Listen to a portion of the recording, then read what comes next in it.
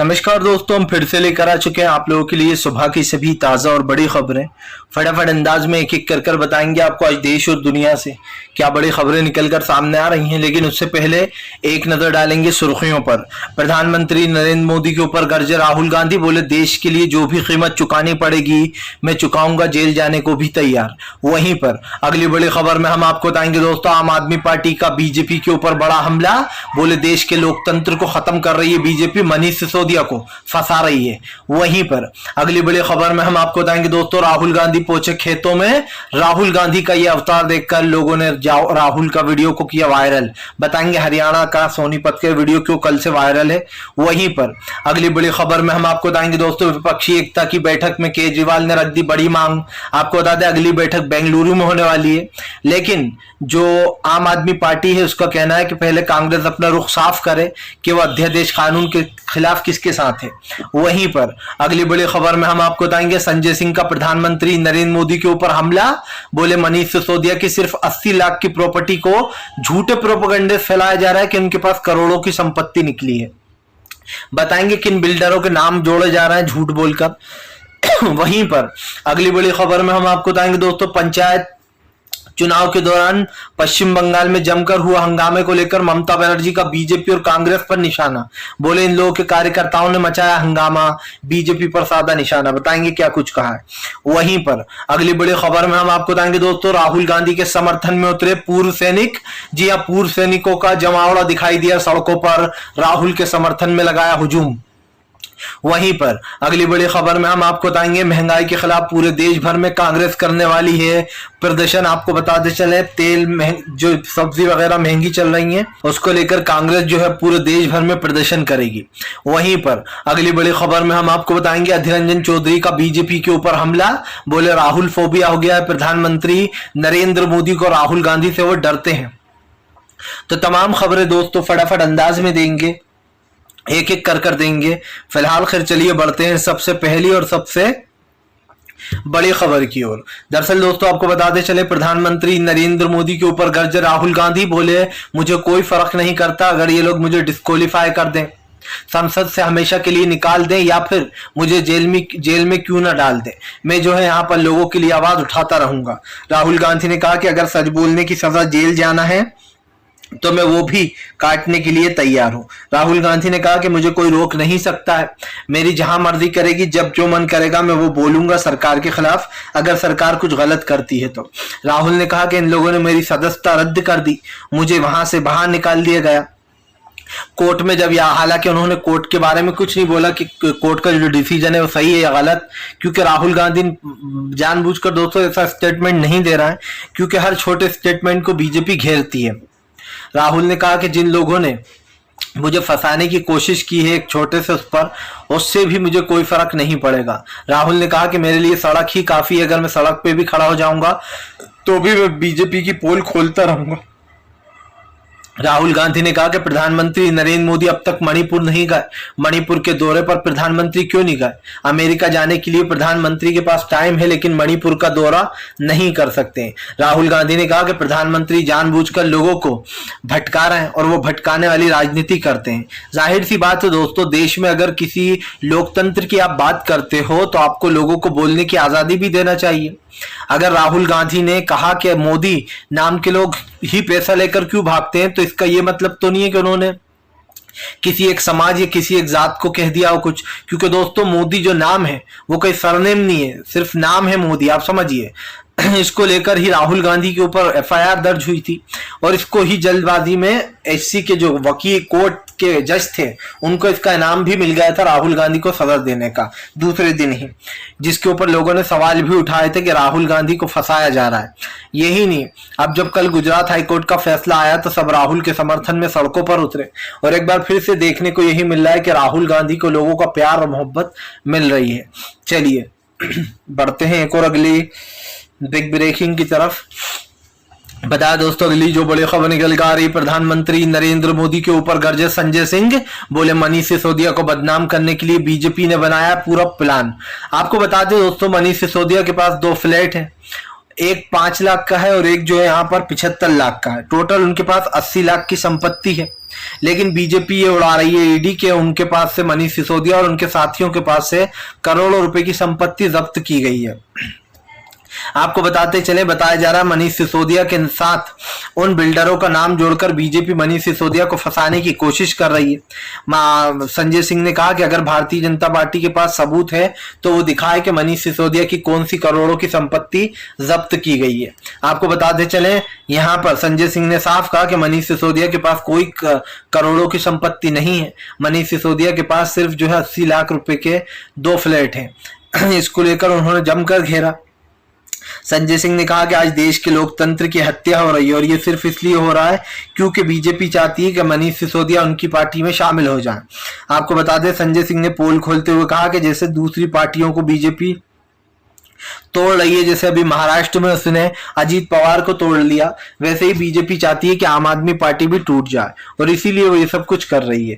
आपको बता दें, संजय सिंह ने कहा कि हम टूटने वाले नहीं हैं, ना ही हम बिकेंगे, ना हम बिकाऊ हैं।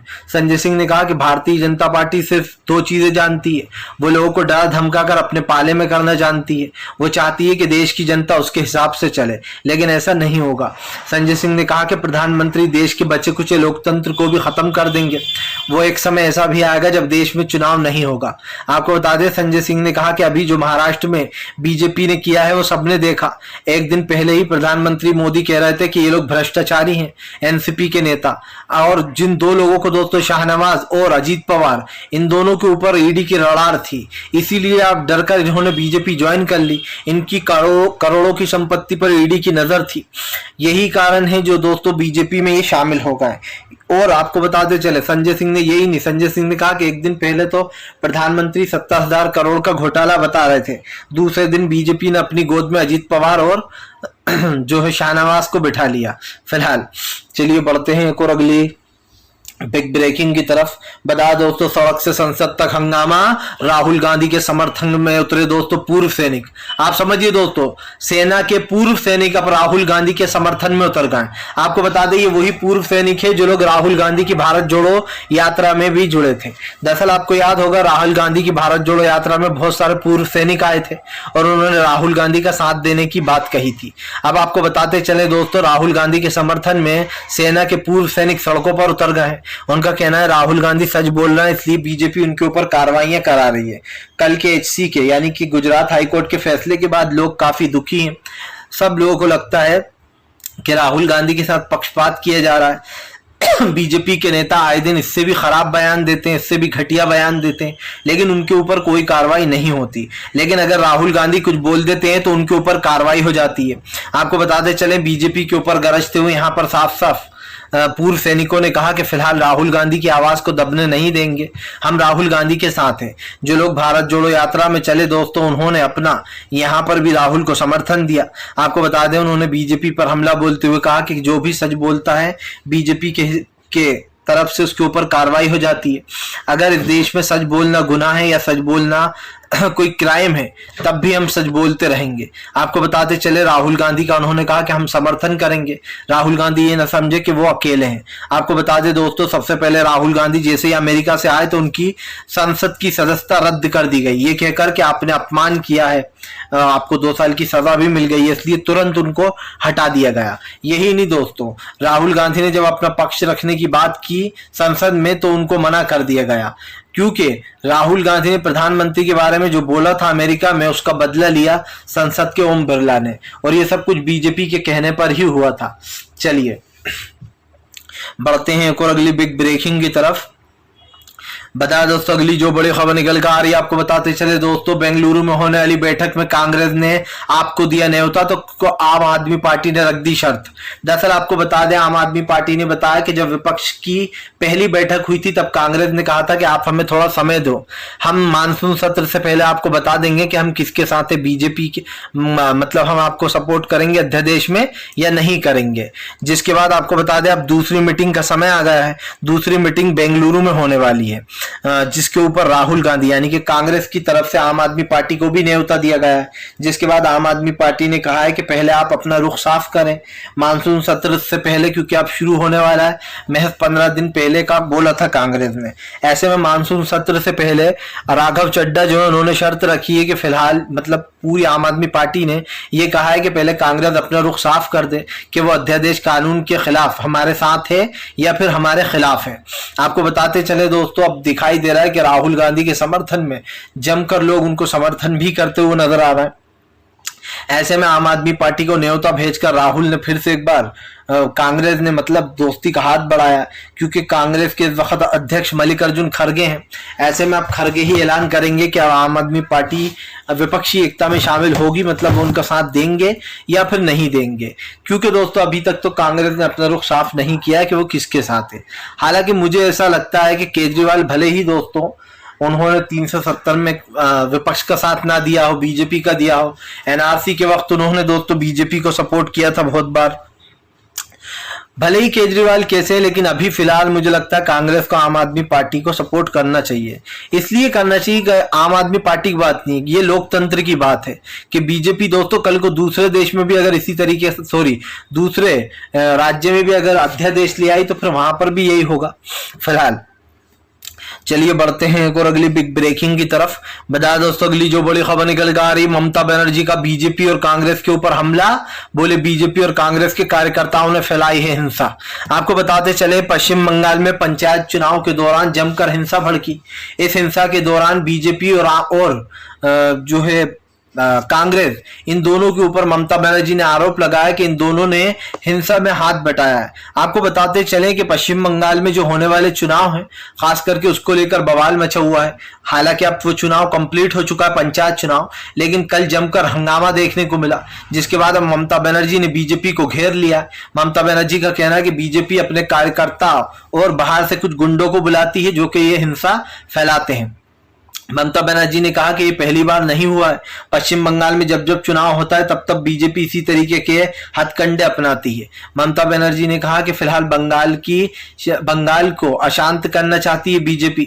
पश्चिम बंगाल में यही नहीं दोस्तों, कई बूथों पर यह आरोप लगाया गया है कि कई बूथों पर टीएमसी ने बूथ कैप्चरिंग की है। बूथ कैप्चरिंग के आरोप भी लगे। कई जगह पर नंदीग्राम में वोटिंग भी रोकी गई और ये कहा गया कि यहाँ पर बूथ कैप्चरिंग हो रही है, जबकि ऐसा कुछ नहीं था दोस्तों। बीजेपी के कार्यकर्ताओं को महज हंगामा करना था वहां जाकर। आपको बताते चले इससे पहले भी अभी एक दिन पहले ही जो है बंगाल में हिंसा हुई थी और उसमें एक कांग्रेस का कार्यकर्ता, एक बीजेपी का कार्यकर्ता और एक टीएमसी का, तीनों पार्टी के एक कार्यकर्ता मारे गए थे, जिसके बाद वहां पर बवाल भी खड़ा हो गया था। अब साफ दिखाई दे रहा है कि फिलहाल टीएमसी और बीजेपी फिर से एक बार आमने सामने आ गई है।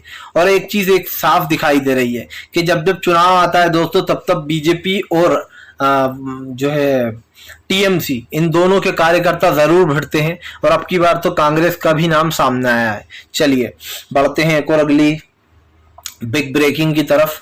बताया दोस्तों अगली जो बड़ी खबर निकल कर आ रही है, आपको बताते चले दोस्तों प्रधानमंत्री नरेंद्र मोदी के ऊपर गरजे अरविंद केजरीवाल। बोले अरविंद केजरीवाल ने कहा कि मनीष सिसोदिया एक सच्चा इंसान है, इसलिए बीजेपी उसको फंसा रही है। आपको बताते चले मनीष सिसोदिया ने प्रधानमंत्री के ऊपर हमला बोलते हुए कहा कि कभी किसी सांसद की सांसदी छीन लेते हैं, कभी देश में जो है यहाँ पर किसानों को परेशान करते हैं, तो कभी जो है महिला खिलाड़ियों को पुलिस से पिटवाया जाता है। आपको बता दें अरविंद केजरीवाल ने कहा कि बीजेपी की दादागिरी चल रही है, वो देश को जो है यहाँ पर दादागिरी से चलाना चाहती है, लोकतंत्र से नहीं। केजरीवाल ने प्रधानमंत्री से सवाल पूछा कि क्या यह लोकतंत्र के दायरे में आता है। आपको बताते चले दोस्तों दरअसल लगातार केजरीवाल बीजेपी के ऊपर हमलावर हो गए। उनका कहना है कि भारतीय जनता पार्टी लोकतंत्र की हत्या करने में जुटी हुई है। दरअसल दोस्तों मैंने पहले भी कहा था और फिर कहूंगा कि प्रधानमंत्री नरेंद्र मोदी के ऊपर आरोप तो लग रहे हैं और ये आरोप कोई ऐसे वैसे आरोप नहीं है दोस्तों, आप समझिए ये बात लोकतंत्र की है। अभी देखा जाए तो मनीष सिसोदिया को जानबूझकर जेल में पटक रखा है और मनीष सिसोदिया ही नहीं दोस्तों, नवाब मलिक तो बेचारे बुजुर्ग हैं, उनको काफी लंबे समय जेल में रखा गया है। इससे पहले अनिल देशमुख, उनको बड़ी मुश्किल से बेल मिली है महाराष्ट्र हाई कोर्ट से। अब आपको बताते चले बीजेपी के ऊपर इसीलिए फिर से केजरीवाल ने भड़ास निकाली। केजरीवाल ने कहा कि कभी एनसीपी के नेताओं को खरीदती है बीजेपी तो कभी शिवसेना को की सरकार गिरा देती है। तो कभी जब उसका बस नहीं चलता तो वो जो है यहाँ पर कांग्रेस की कई जगह सरकार गिरा चुकी है। इसको लेकर उन्होंने जमकर हमला बोला। आपको बताते चले अब जब बीजेपी पूरी तरीके से घिर चुकी है, क्योंकि सवाल वही है दोस्तों कि आखिरकार बीजेपी लोकतंत्र की हत्या करने में क्यों जुट गई है। और मैंने तो पहले भी कहा था कि भैया भारतीय जनता पार्टी पर कोई भी भरोसा करना मतलब दोस्तों आप समझिए अपने पैर पर कुल्हाड़ी दे मारना। और बीजेपी के ऊपर ये आरोप इसलिए भी लग रहा है क्योंकि सब जानते हैं दोस्तों कि बीजेपी देश के लोकतंत्र से खेल रही है। चलिए बढ़ते हैं एक और अगली बिग ब्रेकिंग की तरफ। बता दोस्तों अगली जो बड़ी खबर निकल कर आ रही है, महाराष्ट्र में छाया घमासान, बढ़ गई एकनाथ शिंदे की टेंशन। आदित्य ठाकरे बोले जल्दी ही बीजेपी जो है वो अपना बोरिया बिस्तर एकनाथ शिंदे का उठा देगी। आपको बता दें आदित्य ठाकरे ने दावा किया है कि देवेंद्र फडणवीस ने एकनाथ शिंदे से मिलकर उनको इस्तीफा देने के लिए कहा है। दरअसल आपको बता दें आदित्य ठाकरे का ये बयान अब सोशल मीडिया पर वायरल भी हो गया है। बताया जा रहा है शिवसेना ने दावा ठोक दिया है कि फिलहाल एकनाथ शिंदे को सीएम पद से जल्दी हटाया जाने वाला है और दोस्तों अजीत पवार को सीएम फेस बनाया जा सकता है चुनाव जीतने के लिए। दरअसल दोस्तों सब जानते हैं कि फिलहाल एकनाथ शिंदे की पॉपुलैरिटी बिल्कुल इतनी नहीं है कि उनको सीएम पद दिया जाए, लेकिन अभी क्योंकि बीजेपी दबाव में है और एकनाथ शिंदे के समर्थक हैं इसलिए बीजेपी ने उनको सीएम पद दे रखा है। आपको बता दें लेकिन अब खबर निकलकर सामने आ गई है जिसमें साफ कहा जा रहा है कि एकनाथ शिंदे से सीएम का पद बहुत जल्दी छिनने वाला है और इसकी सबसे बड़ी असली वजह अजीत पवार बनेंगे। आपको बता दें एकनाथ शिंदे ने बड़ी मुश्किल से अपने लिए सीएम का पद हासिल किया है। उन्होंने पहले शिवसेना को धोखा दिया, उनके कई विधायक उड़ा लिए और उसके बाद वो बीजेपी में जाकर शामिल हो गए। यही नहीं, उनके ऊपर बीजेपी ने करोड़ों रुपए खर्च करे, उनको रिजोर्ट में ले जाकर रखा, अय्याशियां कराई, खाना पीना शराब वगैरह। और दोस्तों साफ देखा जा सकता था कि बीजेपी ने शिवसेना जब तोड़ी थी तो उसने कितने मेहनत की थी और वो मेहनत दिखाई भी दी थी। अब फिर से एक बार बीजेपी के ऊपर सवाल उठने खड़े हो गए कि क्या लोकतंत्र की ऐसे ही दुहाई देती है बीजेपी? क्या यही है बीजेपी का लोकतंत्र दोस्तों जो आपको और हमें दिखाई नहीं दे रहा है? मुझे एक चीज तो साफ नजर आ रही है, प्रधानमंत्री दोस्तों देश के लोकतंत्र के साथ खिलवाड़ तो कर ही रहे हैं, लेकिन जो रीजनल पार्टीज हैं अलग अलग दोस्तों, अलग अलग सत्ता अलग अलग राज्य में, उनको तोड़कर दोस्तों तमाम बिखेर कर अपनी पार्टी में लोगों को ले आया जाता है। लेकिन कब तक चलेगा ये? जैसे ही चुनाव करीब आते हैं लड़ भिड़कर जो नेता दूसरे आए हुए होते हैं वो भाग लेते हैं। फिलहाल चलिए बढ़ते हैं एक और अगली बिग ब्रेकिंग की तरफ। बता दोस्तों अगली जो बड़ी खबर निकल कर आ रही है, राहुल गांधी पहुंचे खेतों में, राहुल गांधी का ये अवतार देखकर किसान हुए खुश। दरअसल दोस्तों आपको बताते चले राहुल गांधी सोनीपत हरियाणा जा रहे थे। इसी बीच सोनीपत में रुककर राहुल गांधी ने जो यहाँ पर किसानों के साथ उनकी मेहनत देखी। राहुल गांधी ट्रैक्टर पर भी बैठे और ट्रैक्टर भी चलाया। राहुल गांधी ने किसानों के साथ हाथ भी बटाया, घास वगैरह भी, और जो यहाँ पर जो अनाज उग रहा है उसको तोड़ा। आपको बता दें राहुल गांधी का यह अवतार देखकर जनता काफी खुश हुई। देखते ही देखते राहुल गांधी का ये वीडियो सोशल मीडिया पे वायरल हो गया। आपको बता दूं राहुल गांधी पहले ऐसे नेता बन गए हैं जिनके वीडियोस पर सबसे ज्यादा दोस्तों आप समझिए व्यूज आते हैं। और इसका एक रीजन क्या है कि राहुल गांधी अच्छे से जानते हैं दोस्तों कि उनको जनता का प्यार मिलता है। भारतीय जनता पार्टी जो देश के लोकतंत्र के साथ खिलवाड़ कर रही है या फिर दोस्तों जो देश के लोकतंत्र को कमजोर कर रही है, उस चीज पर सवाल तो उठेंगे। आपने भी देखा है कि राहुल गांधी जनता के बीच में जा रहे हैं, चाहे वो कोचिंग हो या फिर अलग अलग चीजें दोस्तों, लेकिन कहीं ना कहीं सरकार के खिलाफ है वो। और ये साफ दिखाई दे रहा है दोस्तों कि राहुल गांधी की ये मेहनत जनता के काफी काम आने वाली है। प्रधानमंत्री नरेंद्र मोदी को एक बड़ा झटका तो लग ही गया है, क्योंकि एक चीज तो साफ हो चुकी है कि देश के सबसे मजबूत और शक्तिशाली नेता के रूप में राहुल गांधी उभर रहे हैं। आने वाले समय में ये कहना गलत नहीं होगा कि राहुल गांधी इस देश के अगले पीएम बनने वाले हैं। ऐसे में देखना ये होगा दोस्तों कि फिलहाल अब आगे क्या होता है। हालांकि फिलहाल तो देखना ये भी है कि लोकतंत्र को बचाने के लिए विपक्ष क्या करने वाला है, क्योंकि कई लोग ऐसे भी हैं अभी भी जो अपनी परेशानियां बता रहे हैं, शर्तें रख रहे हैं। ऐसे लोकतंत्र में दोस्तों कैसे विपक्षी एकता होगी? पहले इन शर्तों को हटाना चाहिए खास करके, उसके बाद कहीं जाकर इन पर बात होगी। लेकिन फिलहाल एक चीज तो साफ है कि अब देखना यह भी होगा कि आने वाले समय में क्या कुछ नया होने वाला है और इससे क्या चीज निकल कर सामने आएगी, विपक्षी एकता कितनी काम आएगी। फिलहाल दोस्तों अगर आपको हमारा वीडियो अच्छा लगे तो इसको लाइक कीजिए, चैनल पे पहली बार आए सब्सक्राइब कर लीजिए, ताकि इस तरीके की जो अमेजिंग वीडियोस हैं वो आपको आगे भी मिलती रहे और आप हमसे दोस्तों जुड़े रहें।